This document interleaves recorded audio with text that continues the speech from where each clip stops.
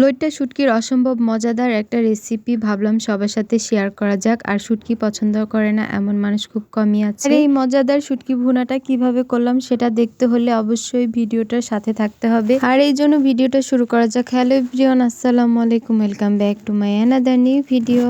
এখানে শুটকি ভুনা করার জন্য হাফ কাপ পরিমাণ শুটকি নিয়েছি, সাথে নিয়েছি 1 কাপ পরিমাণ টমেটো কুচি করে, 2 চামচ পরিমাণ কাঁচামরিচ কুচি নিয়েছি, হাফ কাপ পরিমাণ পেঁয়াজ কুচি নিয়েছি, আরও নিয়েছি হাফ কাপ পরিমাণ পেঁয়াজ পাতা, হাফ কাপ পরিমাণ ধনে পাতা কুচি নিয়েছি। আর ধনে পাতা সবার শেষে ব্যবহার করব।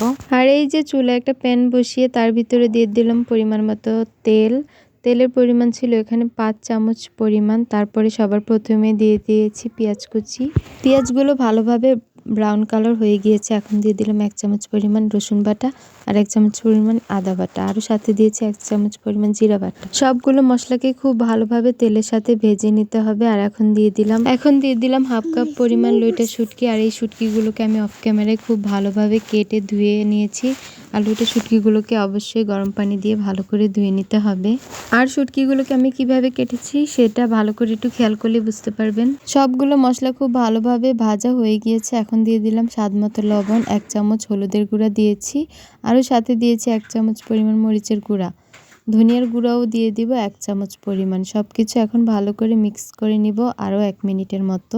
মশলাগুলো ভাজার সময় চুলার আঁচটা কিন্তু কমিয়ে ভাজতে হবে, নাহলে কিন্তু মশলাগুলো বেশি পুড়ে গেলে তখন আর তরকারির টেস্টটা পাওয়া যাবে না। টমেটো কুচিগুলো দিয়ে দিলাম 1 কাপ পরিমাণ। এখন সবগুলো মশলার সাথে টমেটোগুলো ভালো করে কষিয়ে নেওয়ার পালা। আর এই কষানোর জন্য রেখে দিব 2 মিনিটের মতো। আর এই 2 মিনিটের ভিতরে একটা ঢাকনা দিয়ে ভালো করে ঢেকে রেখে দিব। আর এই যে ঢাকনাটা উঠিয়ে দেখলাম যে টমেটোগুলো খুব ভালোভাবে কষানো শেষ পর্যায়ে। এখন দিয়ে দিব হাফ কাপ পরিমাণ পেঁয়াজ পাতা কুচি।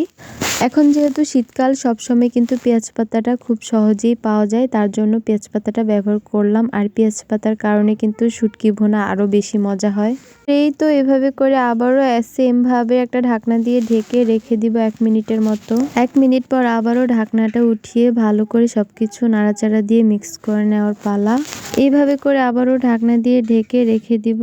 এভাবে করে একটু পরপর ঢাকনাটা উঠিয়ে নাড়াচাড়া দিয়ে নিতে হবে। এখন ঢাকনাটা উঠিয়ে এখানে 2-3টা কাঁচামরিচকে ফালি করে আবারও কেটে দিয়ে দিলাম। আর এই পর্যায়ে পুরোপুরি সবকিছু কষিয়ে নেওয়া শেষ। এখন এখানে হাফ কাপ পরিমাণ পানি দিয়ে দিলাম। আর এই পানিটাতেই কিন্তু পুরোপুরি রান্না শেষ হয়ে যাবে। আর এই যে দেখতে পাচ্ছেন শুটকি ভুনা থেকে পুরোপুরি পানিটা শুকিয়ে তেল ভেসে উঠেছে। এখন দিয়ে দিব ধনিয়া পাতা কুচি। আর এই ছিল আজকের মতো শুটকি ভুনার রেসিপি। সবার শেষে ধনিয়া পাতাগুলো দিয়ে আবারও নাড়াচাড়া দিয়ে রান্না শেষ করব। যারা শুটকি ভুনা পছন্দ করেন তারা কিন্তু এই রেসিপিটা একবার হলেও বাসায় বানিয়ে দেখতে পারেন। আর এই ছিল আজকে আমার অসম্ভব মজাদার লইট্টা শুটকি ভুনার রেসিপি। আশা করছি আমার এই ভিডিওটি সবার ভালো লেগেছে। যদি এই ভিডিওটি ভালো লেগে থাকে তাহলে আমার পেজটাকে ফলো দিয়ে এবং ভিডিওটাকে বেশি বেশি শেয়ার করে পাশেই থাকবেন। আসসালামু আলাইকুম, থ্যাংকস ফর ওয়াচিং।